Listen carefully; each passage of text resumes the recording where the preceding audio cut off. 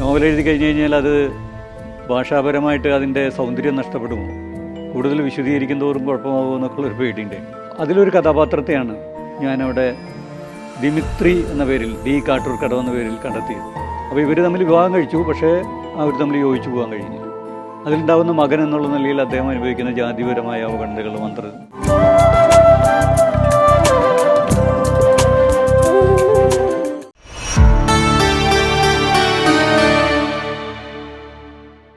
കാട്ടൂർക്കടവ് നോവലിനെ കുറിച്ച് സംസാരിക്കാൻ താല്പര്യമുണ്ട്. കാരണം അത് എൻ്റെ നാടിൻ്റെയും കുറച്ചൊക്കെ എൻ്റെയും ഒക്കെ തന്നെ കഥയാണ്. അത് ശരിക്ക് ആത്മകഥാപരമായ ഒരു നോവലെന്നൊന്നും പറയാൻ പറ്റില്ല. അപ്പം അതിൽ ഒരു ക്യാരക്ടർ, കെ എന്ന എഴുത്തുകാരൻ എന്ന് പറഞ്ഞ ക്യാരക്ടർ ഉണ്ടല്ലോ, അത് എഴുത്തുകാരനാണോ എന്ന് പലരും ചോദിക്കാറുണ്ട്.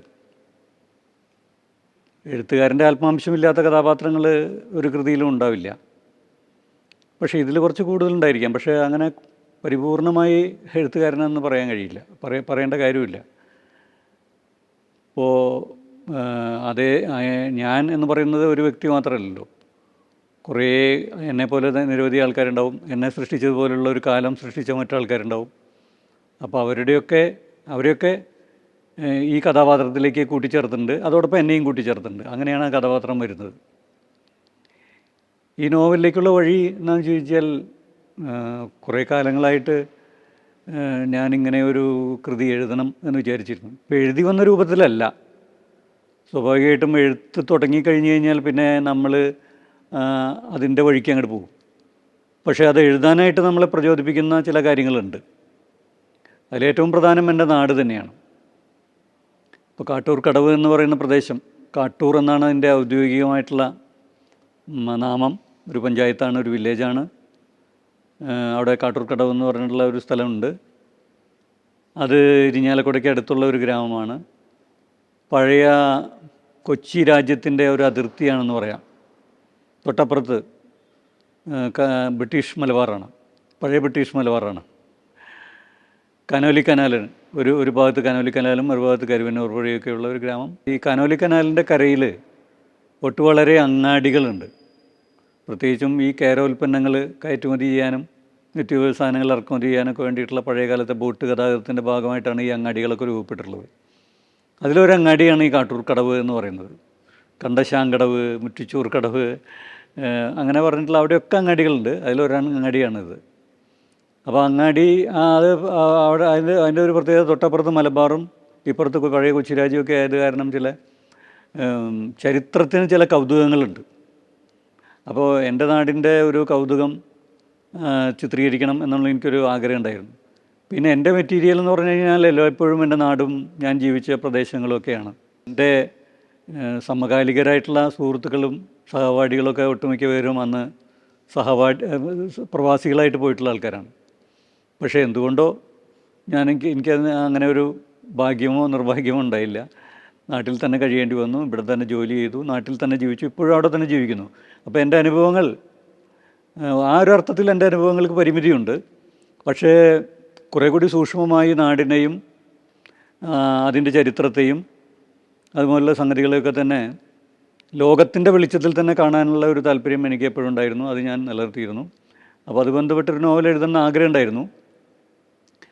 പിന്നെ ഞങ്ങളൊക്കെ ആധുനികർക്ക് ശേഷം വന്ന തലമുറയായതുകൊണ്ട് കൂടുതൽ ഈ എഴുത്തിലൊക്കെ ഭാഷയിലൊക്കെ അതിൻ്റെ സൂക്ഷ്മതയിലൊക്കെ ശ്രദ്ധിക്കാൻ ബാധ്യതപ്പെട്ടവരായതുകൊണ്ട് നോവലിലേക്ക് കടക്കാനായിട്ട് ഒരു ധൈര്യം ഉണ്ടായിരുന്നില്ല. നോവൽ എഴുതി കഴിഞ്ഞ് കഴിഞ്ഞാൽ അത് ഭാഷാപരമായിട്ട് അതിൻ്റെ സൗന്ദര്യം നഷ്ടപ്പെടുമോ, കൂടുതൽ വിശദീകരിക്കും തോറും കുഴപ്പമാകുമോ എന്നൊക്കെയുള്ളൊരു പേടിയുണ്ടായിരുന്നു. അപ്പോൾ അതുകൊണ്ട് നോവലാണ് എൻ്റെ വായിക്കാൻ എനിക്ക് ഏറ്റവും പ്രിയപ്പെട്ട സാഹിത്യരൂപം. പക്ഷേ അതിലേക്ക് കടന്നില്ല. പിന്നെ ഇപ്പോൾ പുതിയ കാലഘട്ടത്തിൽ നോവൽ, പുതിയ തലമുറ, അതിനെനിക്ക് വളരെ അവരോട്, ഞങ്ങൾക്ക് ശേഷം വന്ന തലമുറയോട് വലിയ നന്ദിയുണ്ട്. അവർ വളരെ ശക്തമായി നോവൽ സാഹിത്യത്തിൽ ഇടപെട്ട് വളരെ സ്വതന്ത്രമായി അവരെഴുതുന്നു. അപ്പോൾ സ്വാഭാവികമായിട്ടും അതിനെ പിന്തുടർന്നുകൊണ്ടാണ് ഞാൻ ആ മേഖലയിലേക്ക് കടന്നത്. അപ്പോൾ തീർച്ചയായിട്ടും ഞാൻ എൻ്റെ നാടിനെ ആവിഷ്കരിക്കാൻ ശ്രമിച്ചപ്പോൾ ചില കാര്യങ്ങൾ എൻ്റെ ശ്രദ്ധയിലേക്ക് വന്നു. അതിൽ പ്രധാനമായിട്ടൊന്ന് ഈ സോഷ്യൽ മീഡിയ. ഞാൻ കുറേ കാലമായിട്ട് സോഷ്യൽ മീഡിയയിൽ സജീവമായി ഇടപെട്ടുകൊണ്ടിരിക്കുന്ന ആളാണ്. അപ്പോൾ അതിൻ്റെ ഭാഗമായിട്ട് ചില പ്രശ്നങ്ങളൊക്കെ ഉണ്ട്.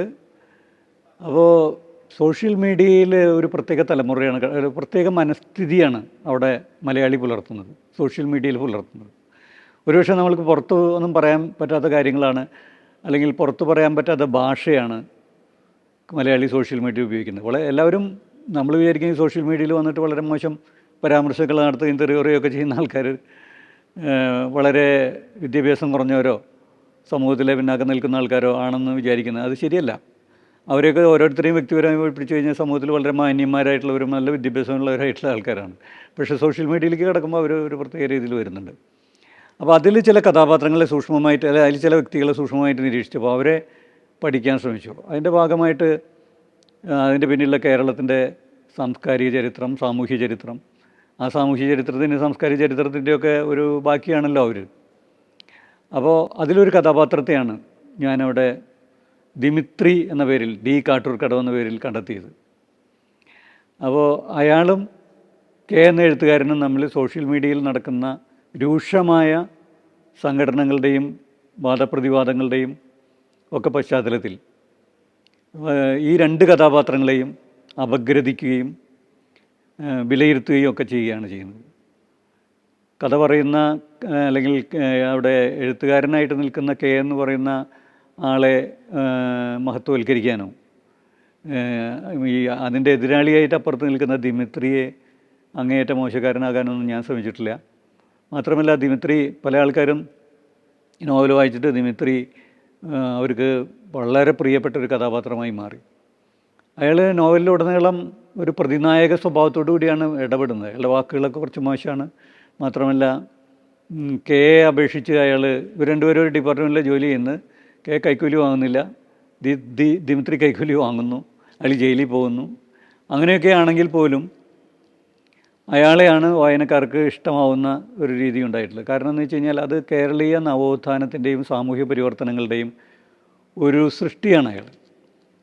എന്ന് വെച്ച് കഴിഞ്ഞാൽ അതിൻ്റെ ഭാഗമായിട്ടുള്ള ഇപ്പോൾ കേരളത്തിൻ്റെ സാമൂഹ്യ പരിവർത്തനം പല രീതിയിൽ പലരെയും വളരെയേറെ സഹായിച്ചിട്ടുണ്ട്, പല വിഭാഗങ്ങളെയും സഹായിച്ചിട്ടുണ്ട്. പക്ഷേ അതിൻ്റെ ഭാഗമായിട്ട് അന്തർസംഘർഷങ്ങൾ അനുഭവിക്കുന്നവർ, അല്ലെങ്കിൽ ആ യാത്രയിൽ പിന്തള്ളപ്പെട്ടു പോയവർ, അവഗണിക്കപ്പെട്ടു പോയവർ, വഴിയരികിലേക്ക് തള്ളി മാറ്റപ്പെട്ടവർ ഒക്കെ ഉണ്ട്. അപ്പോൾ അതുണ്ടാക്കുന്ന ഒരു അനന്തരഫലമാണ് ഈ ദിമിത്രി എന്ന് പറയുന്ന ക്യാരക്ടർ. പിന്നെ അതിലൂടെ എൻ്റെ ഗ്രാമത്തിൻ്റെ ചരിത്രം, ആ കാലഘട്ടത്തിലെ നവോത്ഥാനത്തിൻ്റെ ബാക്കിയായി വന്ന കുടുംബങ്ങൾ, അവരുടെയൊക്കെ ജീവിതം, ശ്രീനാരായണ ഗുരു, അതുപോലെ തന്നെ MC ജോസഫ്, കമ്മ്യൂണിസ്റ്റ് പാർട്ടിയുടെ പിളർപ്പ്, അവിടുത്തെ തൊഴിൽ സമരങ്ങൾ, ഇത്തരം കാര്യങ്ങളൊക്കെ തന്നെ ആ നോവലിൽ വരുന്നുണ്ട്. അതിൽ ഒരു വളരെ പ്രധാനപ്പെട്ട കഥാപാത്രം ഇപ്പോൾ ഈ ദിമിത്രി എന്ന് പറയുന്ന കഥാപാത്രം, അയാൾ അനുഭവിക്കുന്ന അന്തർസംഘർഷങ്ങൾ വാസ്തവത്തിൽ അയാളുടെ ഒരു സൃഷ്ടിയൊന്നുമല്ല. അയാളുടെ ജന്മമാണ് അയാളെ അങ്ങനെ ഒരു ക്യാരക്ടറാക്കി മാറ്റിയത് എന്ന് പറയാം. കാരണം ആ കാലഘട്ടത്തിലെ ഉൽപ്പതിഷ്ണത്വത്തിൻ്റെ ഭാഗമായിട്ട് വിവാഹിതരായവരാണ് ദിമിത്രിയുടെ അച്ഛനും അമ്മയും. ദിമിത്രിയുടെ അച്ഛൻ ഒരു നവോത്ഥാനത്തിൻ്റെയൊക്കെ ഗുണഫലങ്ങൾ അനുഭവിച്ച് വളർന്ന മെച്ചപ്പെട്ട സാമ്പത്തിക സ്ഥിതിയിൽ എത്തിച്ചേർന്ന ഒരു ഈഴവ കുടുംബത്തിലെയാണ്. അതേസമയം ദിമിത്രിയുടെ അമ്മ ഒരു കർഷക തൊഴിലാളി, ഒരു ദളിത് കുടുംബത്തിലെയാണ്. അപ്പോൾ ഇവർ തമ്മിൽ വിവാഹം കഴിച്ചു, പക്ഷേ അവർ തമ്മിൽ യോജിച്ചു പോകാൻ കഴിയുന്നില്ല. അതിലുണ്ടാകുന്ന മകൻ എന്നുള്ള നിലയിൽ അദ്ദേഹം അനുഭവിക്കുന്ന ജാതിപരമായ അവഗണനകളും സംഘർഷങ്ങളും ഒക്കെ തന്നെയാണ് അയാളുടെ ജീവിതത്തെ മുഴുവൻ വേട്ടയാടിയത്, അങ്ങനെ ഒരു മനുഷ്യനാക്കി തീർത്തത്. അപ്പോൾ കേരളീയ സമൂഹത്തെ അപഗ്രഥിക്കുമ്പോൾ അതിൻ്റെ ഒരു ചിഹ്നമായിട്ട് ആണ് ഞാൻ, അതിൻ്റെ ഒരു പാഠമായിട്ടാണ് ഞാൻ ദിമിത്രിയെ കാണുന്നത്. അത് നമ്മുടെ വായനാ സമൂഹം നന്നായി സ്വീകരിച്ചു എന്നറിയുന്നതിൽ എനിക്ക് വളരെ സന്തോഷമുണ്ട്. നമസ്കാരം.